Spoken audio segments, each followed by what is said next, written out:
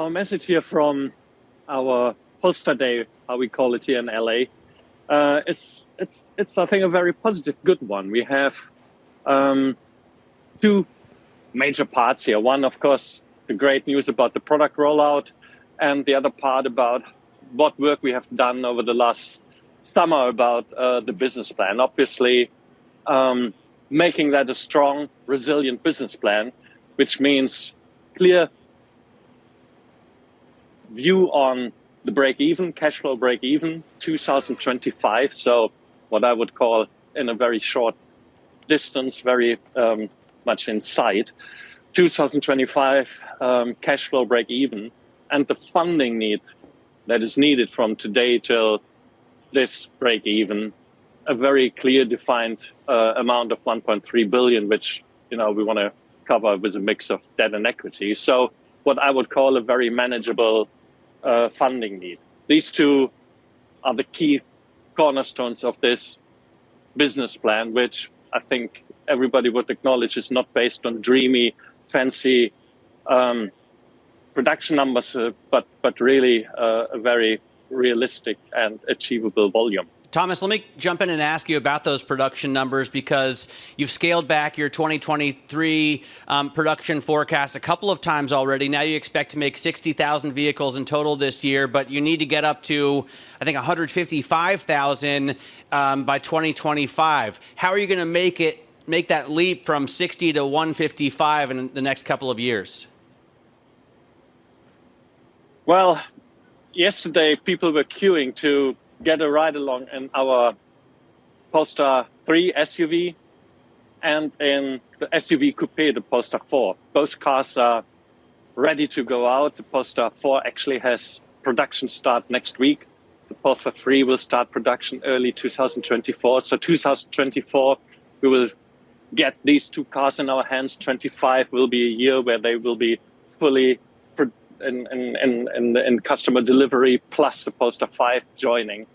So three great cars in the exclusive segment. So this product lineup, of course, is a big reason for our increase of volume in this period.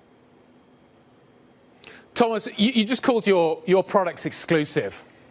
What we've seen today is Richemont, the owner of Cartier, warning that they are seeing a significant consumer slowdown at the upper end.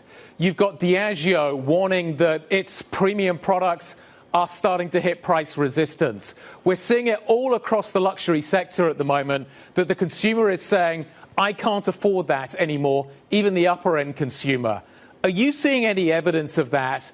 Are exclusive EV products going to face the same headwinds that the rest of the luxury sector might be seeing at the moment? I think it's very important to put that in perspective. I think there's no doubt that the long-term success of electrification is given. The only way of CO2 emission reduction is via EVs. Transition from combustion engine to EVs is a clear path forward. Short-term, economic fluctuations. The industry has seen that over decades. I think the real question is, how resilient are you as a business to go through those? And I think us having presented this business plan is a clear testimony of Polestar being on the side of the winners to go through those downsides and just simply be resilient enough to get out as a winner in that. So for that reason, I don't think there's any question about the EV success in the long term. Thomas, you've just talked to us about your new business plan that you presented and said you need $1.3 billion. You're very specific about what you need to be cash flow break even in 2025. You need that externally, that funding. Are you in talks with any external investors? What kind of outside investors do you want to hook up with? And has anyone expressed interest? Well, look, we were always very clear about the openness to attract outside investors. Our two main shareholders who have been and will be very supportive in our business, of course, will stay with us, but they are very willing to have others participating in the ownership of Polestar, and that's how we plan ahead. So Volvo and Geely, do you think the other investors, could they come from China? Are you in talks with other Chinese investors? No, we are worldwide pitching for this, so there's certainly no preference in any regional destination where these people should come from. No, we are here, obviously, today in the US. We have US production with the Polestar 3 starting. I think that is as well a very clear sign that we are an international business open to international investment. Thomas, you flagged the fact that you have US production. President Biden has, within the last couple of days, signaled his support for the UAW to start targeting businesses like Tesla. He thinks that maybe that's the next place that they should be looking. What do you think about your labor? Do you think you could be facing strikes? Do you think you could be facing a union push?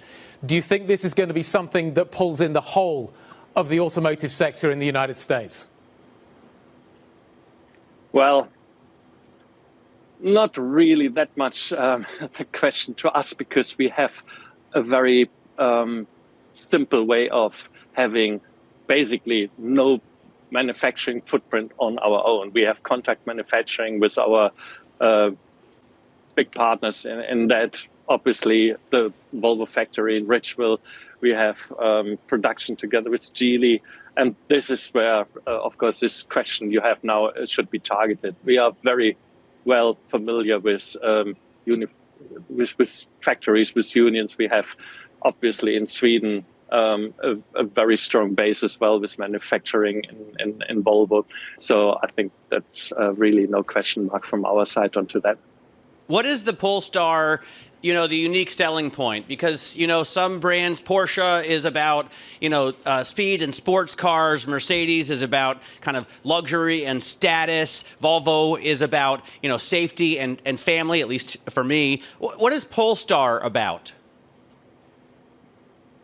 Polestar main differentiator clearly is our design focus. It's a brand with strongest design as advanced as its technology. That's our slogan. And I think yesterday at our Polestar Day, when you see the lineup of the beautiful cars and how innovation is brought to the customer through our design, made it really desirable. I mean, that is how we think electrification will succeed. Cars that really people are passionate about. And what is the greatest driver for passion is clearly the design aspect of it. So if you ask us to narrow it down to that one aspect, it's design. Thomas, great to catch up. Really appreciate you joining us from Los Angeles. Thomas Ingenlath of Polestar. And of course, our thanks to Bloomberg's Matt Miller. All right. Well, if you were just joining us here, you were just listening to Matt Miller and Guy Johnson. They were interviewing the CEO of Polestar. And Matt, I believe that you've driven a Polestar recently. Can you tell us about two? Yeah. So, Really? I drove the Polestar 1 was, I think, really amazing from a design perspective. It checked every box, and it was cool in that it was a hybrid and it had manually adjustable Öhlins suspension. That's something you don't see in cars these days. 2, it's not terribly luxurious. It's not over-engineered, and it's $50,000 in white. So it's a concern.